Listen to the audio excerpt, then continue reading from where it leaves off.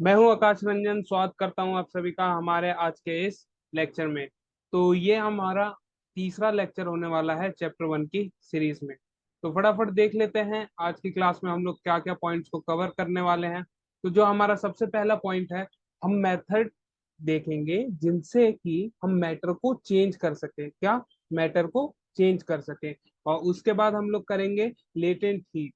क्या? Latent heat. तो फटाफट स्टार्ट करते हैं अपने पहले टॉपिक से, जो कि हमारा है change of state of matter. Clear?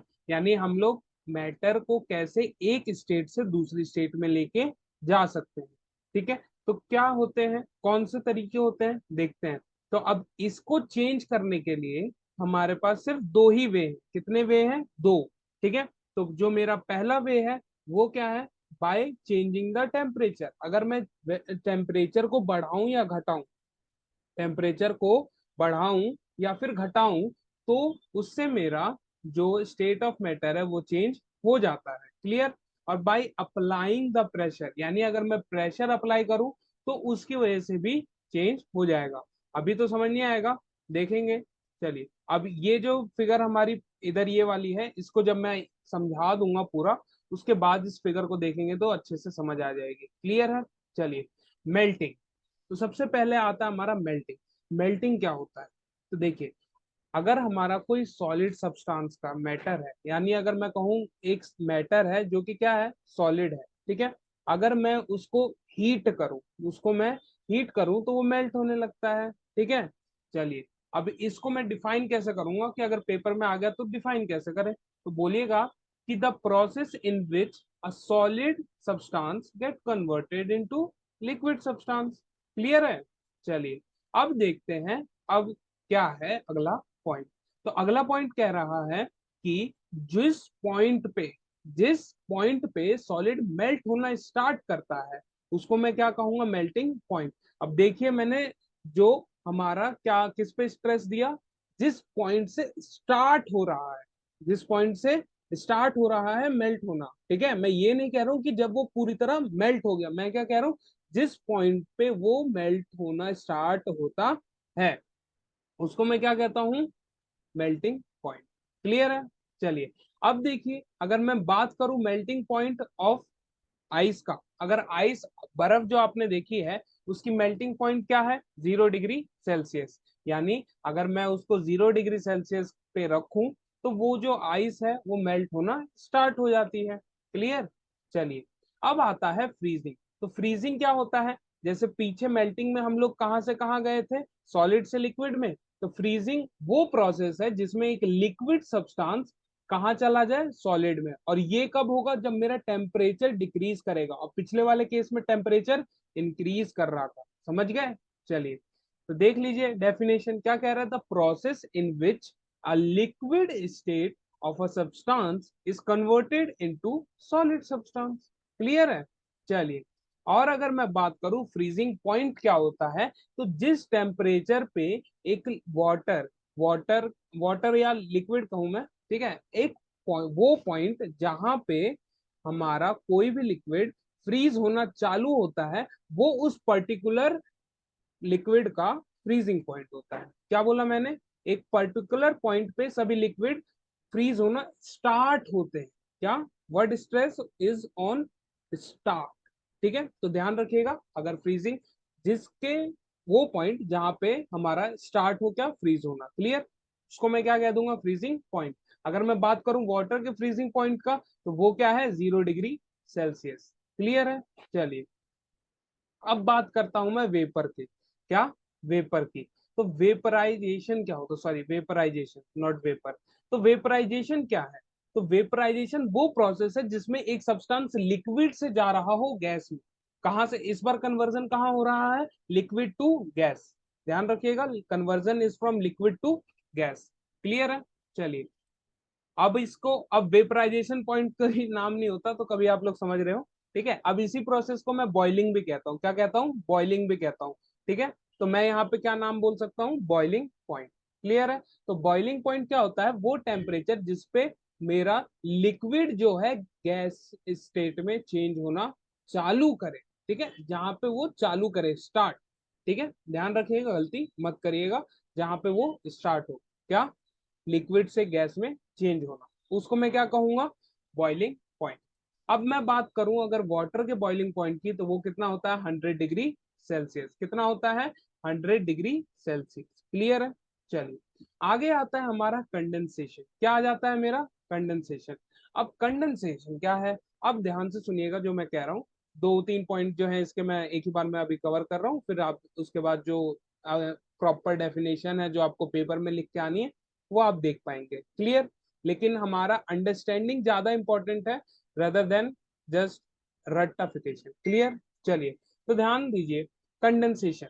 तो कंडेंसेशन में क्या होता है, गैसियस स्टेट से लिक्विड स्टेट में आता है। अब देखिए पिछले वाले केस में जैसे दो दो केस करके आप लोग याद कर सकते हैं, एक में टेम्परेचर बढ़ाऊं घटाऊं बढ़ाऊं घटाऊं, ठीक है। देख लीजिए पैटर्न यही चल रहा है, स्टार्टिंग में मेल्टिंग, टेम्परेचर बढ़ा, फ्रीजिंग, टेम्परेचर कम हुआ, बॉइलिंग या वेपराइजेशन, टेम्परेचर बढ़ा, कंडेंसेशन, टेम्परेचर कम हुआ। ठीक है।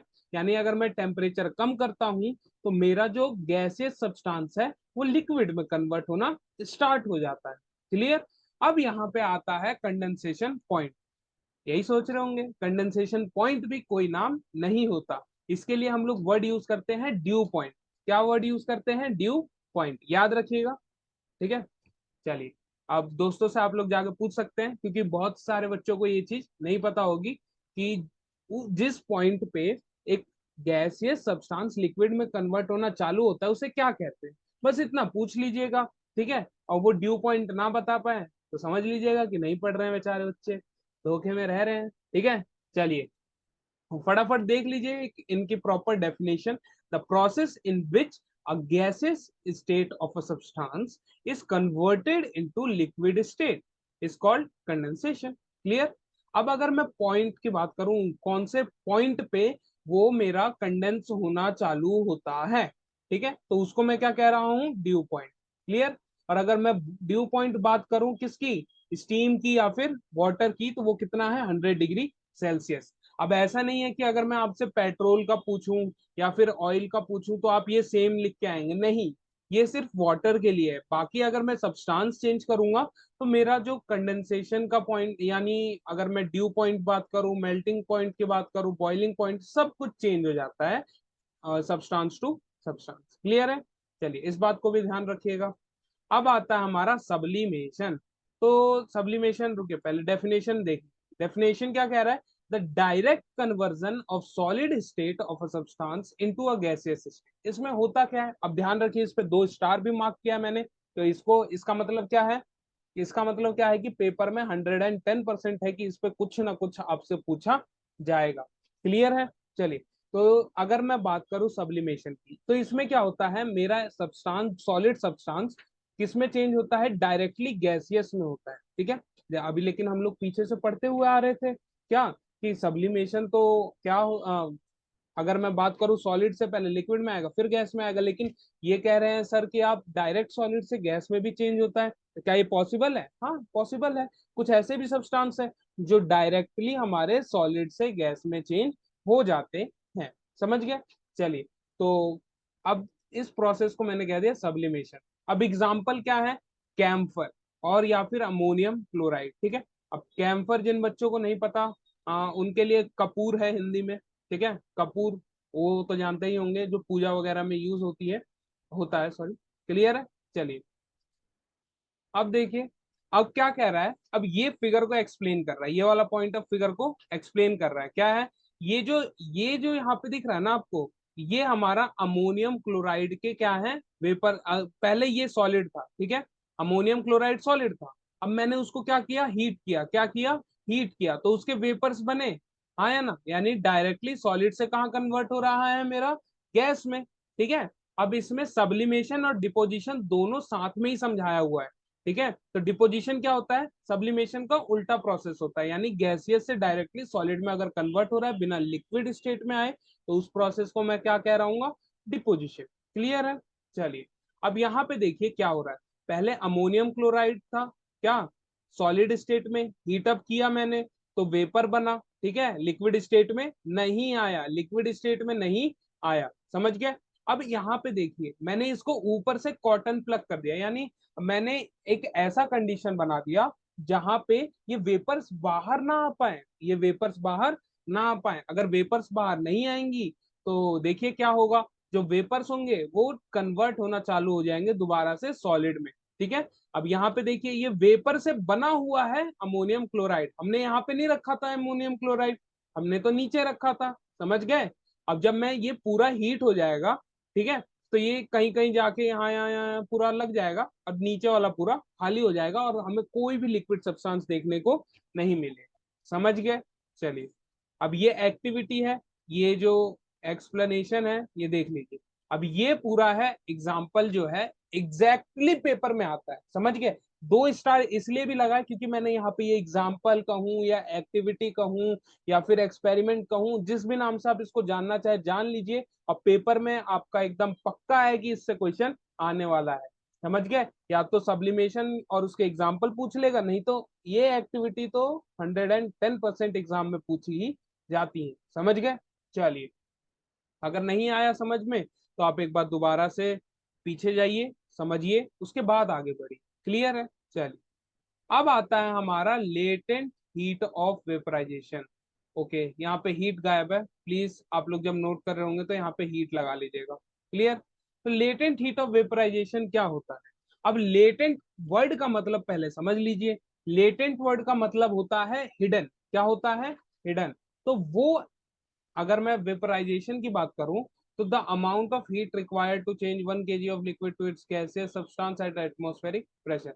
ये तो हमारा समझ लीजिए कि बुकिश लैंग्वेज है, समझ गए, आया ना। लेकिन अगर मैं सिंपल भाषा में समझना चाहूँ, अगर देखना चाहूँ, तो इस एक्टिविटी से समझूंगा मैं। क्यों, बताते हैं। अगर मेरे, देखिए क्या लेना है, पानी लेना है, क्या लेना है, पानी। अगर मैं पानी को हीट करता हूँ, क्या करता हूँ, पानी को हीट कर रहा हूँ, ये है हीट कर रहा हूँ, ठीक है, और टेम्परेचर बढ़ा रहा हूँ, क्या कर रहा हूँ, टेम्परेचर बढ़ा रहा हूँ, समझ गए। लेकिन इसका टेम्परेचर राइज नहीं होगा, इसका टेम्परेचर राइज नहीं हो रहा होगा। पूछिए क्यों। क्योंकि जो, अब ये क्वेश्चन पूछता है कि लेटेंट हीट ऑफ वेपराइजेशन या फिर लेटेंट हीट ऑफ फ्यूजन, दो टाइप होते हैं लेटेंट हीट के। क्लियर। तो इनमें हमारा टेम्परेचर राइज नहीं होता, ऐसा क्यों, समझ गए। तो आपको बोलना है कि जो हम लोग हीट सप्लाई कर रहे हैं एनर्जी के फॉर्म में, एनर्जी के फॉर्म में क्या सप्लाई कर रहे हैं हम लोग, हीट, तो वो कहाँ जा रही है। हमने तो पढ़ा है energy can neither be created nor be destroyed, ना हम एनर्जी को बना सकते हैं ना उसको नष्ट कर सकते हैं। समझ गए। तो कहाँ जा रही है ये एनर्जी। तो ये देखिए, हमने पढ़ा था कि लिक्विड में कुछ पार्टिकल्स होते हैं और उनके इस बीच में ज्यादा स्पेस नहीं होती है, समझ गए। तो क्या हो रहा है यहाँ पे, ये जो सारी हीट है उस स्पेस को खोलने में लग जा रही है, समझ गए। गैसियस में, गैस लिक्विड से गैस में चेंज तो हो रहा होगा, लेकिन कैसे हो रहा है, उसके बीच में जगह बन रही है ना। तो एनर्जी कहाँ से आएगी, अब अपने आप तो नहीं आएगी। तो ये जितनी भी एनर्जी यहाँ से मिल रही है वो सब कहाँ चली जा रही है, स्पेस को बढ़ाने में, या फिर मैं ऐसा कह सकता हूँ पार्टिकल के फोर्स ऑफ अट्रैक्शन को तोड़ने में। समझ गए। तो अगर 1 नंबर का या 2 नंबर का क्वेश्चन आएगा, आप लोग अपने वर्ड्स में लिख सकते हैं। और ये एक्टिविटी भी मार्कर है, हम अगर 3 मार्कर में इसको बोल सकता हूँ, ठीक है, क्योंकि ये आएगा लेटेंट हीट ऑफ वेपराइजेशन समझाने के लिए बोलेगा आपको। क्लियर है। और उसके बाद आपसे ये क्वेश्चन भी पूछ लेगा। क्लियर। चलिए आगे चलते हैं। देखिए, अमाउंट, अगर मैं इसकी जो प्रॉपर डेफिनेशन है उसको देख लूं तो क्या कह रहा है, the amount of heat required to change 1 kg of liquid to its gaseous state at its atmospheric pressure. Atmospheric pressure क्या होता है, ठीक है, बस ये आपको वर्ड समझना है। अब इसके बारे में पूरी डिटेल स्टडी कहाँ पे होगी, कहाँ पे होगी, बहुत बढ़िया, जिन बोला 11th क्लास, 11th क्लास में पढ़ेंगे अपन लोग, ठीक है। चलिए चलिए चलिए चलिए आगे, अगला पॉइंट क्या है, during boiling the temperature of water does not rise. ठीक है, 1 सेकेंड। देखिए, तो यहाँ पे क्या हुआ, टेम्परेचर राइज नहीं, मैंने ये आपको अभी सिखा दिया क्या कि टेम्परेचर क्यों राइज नहीं हो रहा है। अब जैसे आपको पेपर में जो लैंग्वेज लिख के आनी है वो आपके सामने दिख रही है, समझ गए। अब देखिए, पेपर में सारा जो भी साइंस का हमारा कहूँ पूरे मार्क्स डिपेंड करते हैं, वो आपके लैंग्वेज पे डिपेंड करते हैं कि आपने कीवर्ड्स लिखे हैं कि नहीं। साइंस में कीवर्ड्स लिखना बहुत ज्यादा जरूरी होता है, ठीक है। अब यहाँ पे देखिए, जिसने इस आंसर में फोर्सेस ऑफ अट्रैक्शन नहीं लिखा, हमें कहाँ वो हीट कहाँ जा रही है, फोर्स ऑफ अट्रैक्शन को तोड़ने में। तो जिस बच्चे ने मेंशन नहीं किया फोर्स ऑफ अट्रैक्शन, उसके नंबर मिलेंगे क्या पूरे? नहीं मिलने वाले। अगर आप सोच के देखिए, अगर आप टीचर हैं, आप चेक कर रहे हो पेपर, तो आप नंबर देंगे नहीं? ठीक है, अगर आप नहीं देंगे तो समझ ही सकते हैं। चलिए आगे देखिए। अब यहाँ पे क्या आ रहा है, the amount of heat required to change 1 kg of solid to its liquid state at atmospheric pressure. अब ये एक्टिविटी भी जो पिछले वाले से काफी ज्यादा सिमिलर है। ठीक है, अब एक्टिविटी क्या है, पीछे हमारा वाटर था और यहाँ पे क्या है, आइस। ठीक है, क्या है ये, आइस। तो सब सेम ही है। अगर मैं बाहर रखूंगा, आइस का मेल्टिंग पॉइंट कितना होता है, 0 डिग्री सेल्सियस, लेकिन रूम टेम्परेचर तो मेरा अराउंड 25 to 27 डिग्री सेल्सियस रहता है। समझ गए? अगर मैं एक स्टैंडर्ड रूम टेम्परेचर की बात करूँ, 25 डिग्री सेल्सियस होगा। समझ गए? तो उसके हिसाब से ये मेल्ट होना चालू होगा, लेकिन इसका जो टेम्परेचर है अभी भी नहीं बढ़ेगा। आपको पता है अब अच्छे से कि सारी एनर्जी कहाँ जा रही होगी। तो एक बार फटाफट यहाँ पे ये वाले रिवाइज कर लेते हैं कि हमने क्या पढ़ा। ये देखिए, यहां से रिवाइज कर लेते हैं। ये रहा मेरा सॉलिड स्टेट। ठीक है, अगर मैं सॉलिड को मेल्ट करूं तो लिक्विड बनेगा, और लिक्विड को फ्रीज कर दूं सॉलिड बन जाएगा। अगर मैं लिक्विड को हीट करूं तो मेरा क्या बन जाएगा, गैस। और गैस को मैं क्या करूं, बता दीजिए फटाफट, क्या करा जाए गैस को, क्या करा जाए, उसका टेम्परेचर कम किया जाए, कंडेंस किया जाए, तो वो क्या बन जाता है, मेरा लिक्विड। अगर मेरा सॉलिड से डायरेक्टली गैस में हो रहा है तो मैं उसको क्या कहूंगा, सब्लिमेशन। और अगर मेरा डायरेक्ट गैस से सॉलिड में जा रहा है तो उसको प्रोसेस को मैं क्या कहूंगा, डिपोजिशन। अब कई बार स्कूल में इसको सब्लिमेशन लिखवा देते हैं, तो लेकिन अगर मैं एक्यूरेट चीज की बात करूं कि क्या ज्यादा एक्यूरेट है, सब्लिमेशन लिखना या डिपोजिशन, तो ज्यादा एक्यूरेट रहेगा डिपोजिशन लिखना। ठीक है, अगर आपके कॉम्पिटेटिव एग्जाम में क्वेश्चन आता है और डिपोजिशन ऑप्शन में है, तो आप डिपोजिशन पे ही टिक करके आएंगे, चाहे ऑप्शन में सब्लिमेशन हो या ना हो। समझ गए? चलिए, तो आगे चलते हैं अपना। ये तो हमारा था कि अगर टेम्परेचर था, क्या था, टेम्परेचर से चेंज कर रहे थे। समझ गए? अब हम लोग किससे चेंज करेंगे, बहुत बढ़िया, फोर्स, जिन बच्चों ने याद रखा। ठीक है, effect of change of pressure. ये अब ये देख रहे हैं क्या, ये है मेरा, लेट्स से कोई लिक्विड है। ठीक है, ये पिस्टन है मेरे पास, क्या है ये, पिस्टन। ठीक है, अब मैं इस पे फोर्स लगा रहा हूँ, क्या लगा रहा हूँ, फोर्स लगा रहा हूँ। अब ये नीचे गया और इनके पार्टिकल्स के बीच में स्पेस कम होगी। लेट्स से ये गैस था, फिर लिक्विड बना, और ज्यादा नीचे गया तो क्या पता सॉलिड बन जाए। समझ गए? अब वो डिपेंड करता है कि आपने प्रेशर कितना लगाया। समझ गए? चलिए देखते हैं। If we compress a gas in cylinder, the distance between the particles of gas reduce and finally gas is liquefied. अब इस लिक्विफाइड वर्ड का मतलब क्या, अभी थोड़ी देर में हम लोग समझेंगे। देखिए क्या है लिक्विफिकेशन। लिक्विफिकेशन, अगर आपसे क्वेश्चन पूछता है व्हाट इज लिक्विफिकेशन, तो आप लोग बोलेंगे एक ऐसा प्रोसेस जिसमें मैं गैस को लिक्विड में कर रहा हूं कन्वर्ट, लेकिन कैसे, by compressing, by applying force. समझ गए? By applying pressure. समझ गए? क्लियर है? चलो अच्छी बात है, क्लियर हो गया। चलिए, अब यहाँ पे क्वेश्चन आता है why solid is called dry ice. चलिए, तो अगर मैं सॉलिड CO2 की बात कर दूं, तो यहाँ पे क्या है, ये डायरेक्टली कन्वर्ट हो जाता है गैसियस स्टेट से, जब मैं इसके प्रेशर को 1 एटमॉस्फेयर से डिक्रीज कर रहा हूं। समझ गए क्या? अब देखिए, अब इसमें क्या हो रहा है, सब्लिमेशन का एग्जाम्पल भी है ड्राई आइस, तो आप इसको एग्जाम्पल ऑफ सब्लिमेशन में भी नोट डाउन कर सकते हैं, कोई भी दिक्कत नहीं है। लेकिन अगर आपके पेपर में क्वेश्चन आता है, आपसे हाथ जोड़ के निवेदन है कि आप यही स्टेटमेंट लिख के आइएगा। क्यों, क्यों कह रहे हैं सर आप ऐसा, क्योंकि ये हमारा स्टैंडर्ड आंसर है। समझ गए? जो बच्चा इस तरीके से लिखेगा, क्या पता उसका आगे का जो हो थोड़ा सा लीनियंस से हो जाए चेकिंग करते टाइम। अगर मान लो कि अगर लेट्स से आप बहुत अच्छे हो, आपने ये डेफिनेशन लिख के आ गए, और टीचर को लगेगा ना कि पढ़ रहा है बच्चा। ठीक है, अब ये जो है, अगर आप एनसीईआरटी पढ़ रहे होंगे तो ये डायरेक्ट एनसीईआरटी की लाइंस ही लिखी है मैंने। समझ गए क्या, कि सॉलिड CO2 को अगर हम लोग उसका प्रेशर 1 एटमॉस्फेयर से गिरा दें, तो वो मेरा डायरेक्ट सॉलिड से गैस में समझ चेंज हो जाता है, किसमें, गैसियस स्टेट में। समझ गए? हाँ या ना? अब इसी की वजह से मैं उसको क्या कह सकता हूँ, ड्राई आइस। समझ गए? चलिए तो आज के लेक्चर के लिए बस इतना ही, मिलते हैं आपसे नेक्स्ट लेक्चर में, तब तक के लिए कीप प्रैक्टिसिंग।